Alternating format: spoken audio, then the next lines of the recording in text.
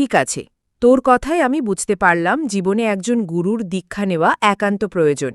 কিন্তু আমি কোন গুরুর দীক্ষা নেব তা কি করে সিদ্ধান্ত নেব?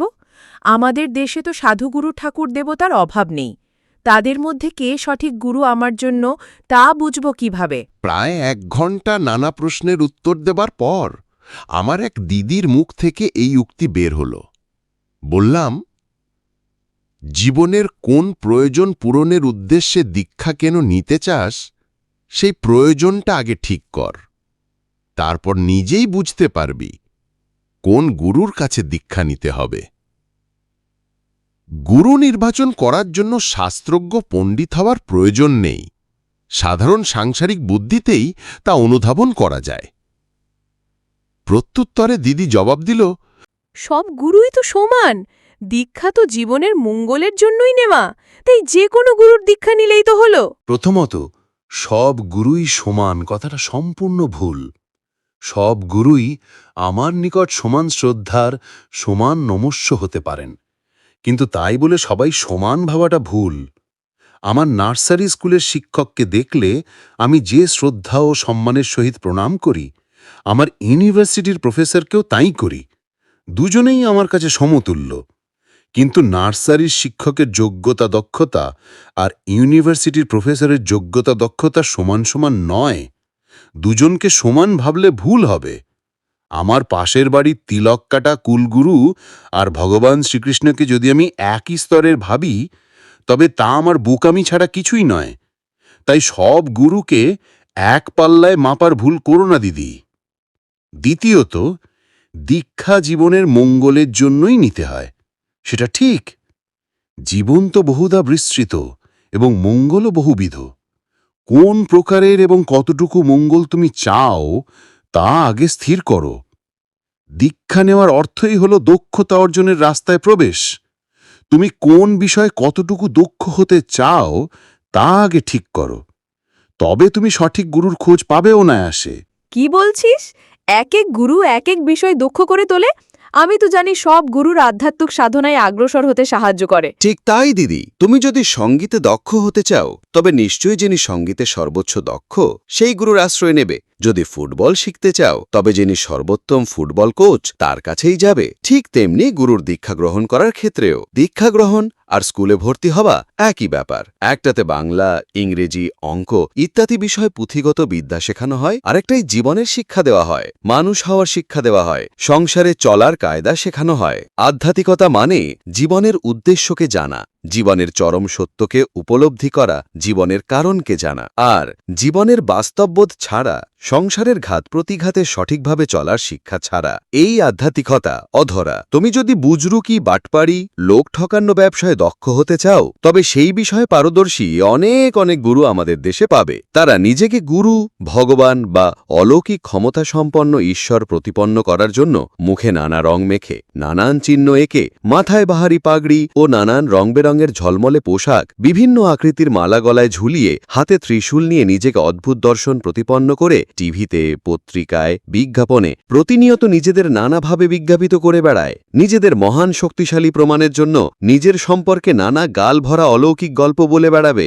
মানুষের মনের কথা বলে দেবে, মানুষকে নানা প্রলোভন দেখাবে, কিছু না করেই অনেক কিছু পাওয়ার লোভ দেখাবে, মনস্কামনা পূরণের দারুণ দারুণ উপায় দেখাবে, সুন্দর সুন্দর গাল ভরা মুখস্থ প্রবচন আবৃত্তি করে শোনাবে, মানুষের প্রবৃত্তি পূরণের সহজ পথ দেখাবে, চোখের জলে বুক ভাসাবে, নিজেকে ঈশ্বর বা স্বয়ং গুরু বলে আখ্যায়িত করে থাকেন ওনারা। তাদের মধ্যে অনেকে ইদানিং জেলের ভাত খাচ্ছে। তুমি যদি বুজরুকি আর চিটিংবাজিতে দক্ষ হতে চাও তবে নিশ্চিন্তে তাদের কাছে গিয়ে দীক্ষা নিতে পারো। লেগে থাকলে, নিষ্ঠা সহকারে তাদের অনুসরণ করলে তাদের মতো তুমিও যে একদিন দক্ষ লোক ঠকানো ধান্দাবাজ হয়ে উঠবে তাতে কোনো সন্দেহ নেই। তুমি যদি দীক্ষা নিয়ে কিছুই না করতে চাও, যেমন চলছো তেমনি চলতে চাও, বৃত্তি প্রবৃত্তির মোহ থেকে না বেরোতে চাও, নিজের চলন স্বভাবে কোনো পরিবর্তন না চাও, নিজের গতানুগতিক জীবনযাত্রা থেকে বেরিয়ে আসতে না চাও, শুধু আমি দীক্ষিতে এই তকমাটুকু গায়ে মেখে পুণ্য অর্জনের ধান্দায় ঘুরে বেড়াতে চাও, তবে তার জন্য ভালো ভালো গুরু পাবে আমাদের দেশে। তারা যুগ যুগ ধরে বংশ পরম্পরায় উত্তরাধিকার সূত্রে গুরু বনে আসছেন।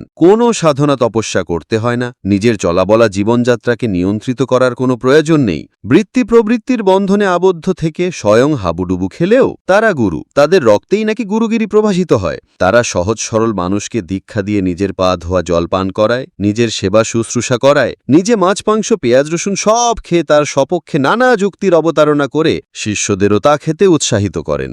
তবে তারা একটা জিনিস ভালো পারে, গীতার ভালো ব্যাখ্যা করতে পারেন। এক এক সময় এক এক রকম। নিজের দোষ ত্রুটি ও প্রবৃত্তিমাফিক চলনের সমর্থনে যখন যা প্রয়োজন তা তারা গীতার শ্লোক থেকে ব্যাখ্যা করে বলে দিতে পারো। তাই তুমিও যদি এই বিষয়ে দক্ষ হতে চাও তবে তাদের শরণ নিতে পারো। আবার এমন অনেক গুরুদেবী রয়েছেন যারা দীর্ঘকাল পাহাড়ে জঙ্গলে গুহারে কঠোর তপস্যা করে ঈশ্বর উপলব্ধি করেছেন। কৃচ্ছ সাধন ও কঠোর তপস্যায় তারা দক্ষ, সিদ্ধ। সাধনান্তে তারা তাদের মতো করে ঈশ্বর উপলব্ধি করেছেন, মানুষের মঙ্গলের নানা পথ উপলব্ধি করেছেন। তারা সেই সাধনলব্ধ অনুভূতি ও উপলব্ধি মানুষের মাঝে বিলিয়ে মানুষকে ঈশ্বরমুখী করে তোলেন, মানুষের মঙ্গল সাধন করেন। কিন্তু যেহেতু তারা সংসার ত্যাগী, তাই সাংসারিক মানুষের মঙ্গল ও উন্নতির পথ তাদের উপলব্ধিতে থাকলেও তা মূলত ধারণাপ্রসূত। তুমি যদি কঠোর তপস্যা করে ঈশ্বর উপলব্ধি করতে চাও, সংসার ত্যাগ করে গুহায় বসে সাধনা করে সিদ্ধি লাভ করতে চাও, তবে অবশ্যই তুমি এমন গুরুর আশ্রয় নাও। তারা তোমাকে সংসারের মায়ামোহ কাটিয়ে সন্ন্যাসী হতে সাহায্য করতে পারবে, তাতে কোনো সন্দেহ নেই। আরেক প্রকার গুরু আছেন যাদের বলে সদ্গুরু। তারা সংসারে অতি সাধারণ জীবের মতো থাকেন, স্ত্রী পুত্র কন্যা নিয়ে যাদের পুরোদস্তুর সংসারে জীবনযাপন, নিজের মহিমা প্রকাশে যার বিশেষ অনীহা, কোনো রংচং লাগিয়ে জটা দাড়ি রেখে অদ্ভুত সাজে সজ্জিত হয়ে তারা নিজেকে গুরু প্রতিপন্ন করতে চান না। অতি সাধারণ মানুষের মতোই তারা জীবন ধারণ করেন, কিন্তু সর্বজীবের প্রতি তাদের অপারিম অতুলনীয় প্রেম স্বাভাবিকভাবেই তাদেরকে মানুষের ঈশ্বর করে তোলে। তাদের ধারণ পালন সংবেদসিদ্ধ ব্যক্তিত্বই তাদের ঈশ্বরত্বের প্রকাশ।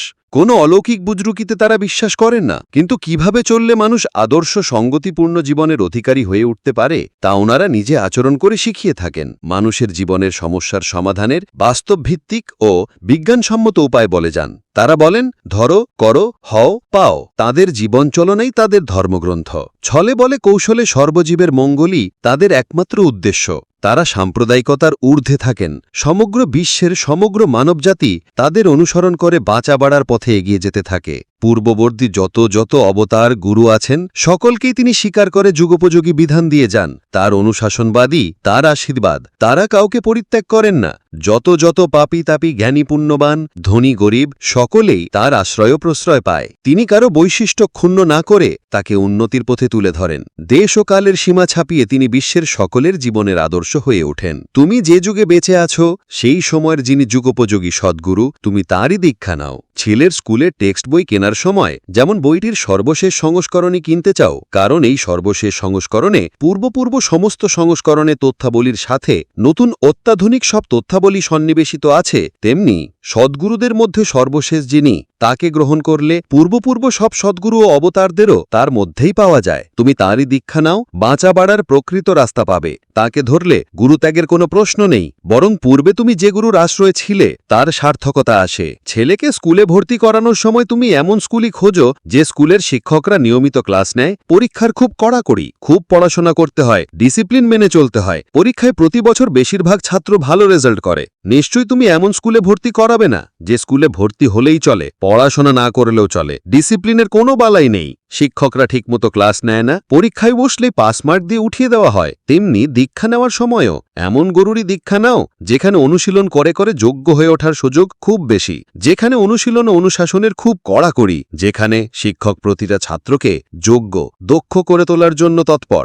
যে গুরুর দীক্ষা নিয়ে বেশিরভাগ মানুষই নিজেকে ধন্য মনে করে, বুক ফাটো ফাটো হয়ে সারাক্ষণ শুধু তার গুরুর মহিমা বলে বেড়ায়, তার চোখে মুখে চলায় বলায় পরিবর্তন লক্ষ্য করতে পারছো, সেই গুরুর দীক্ষা নিলে তুমি ঠকবে না। জয় গুরু। আমি ডাক্তার রাজেশ চৌধুরী, আগরতলা, ত্রিপুরা থেকে।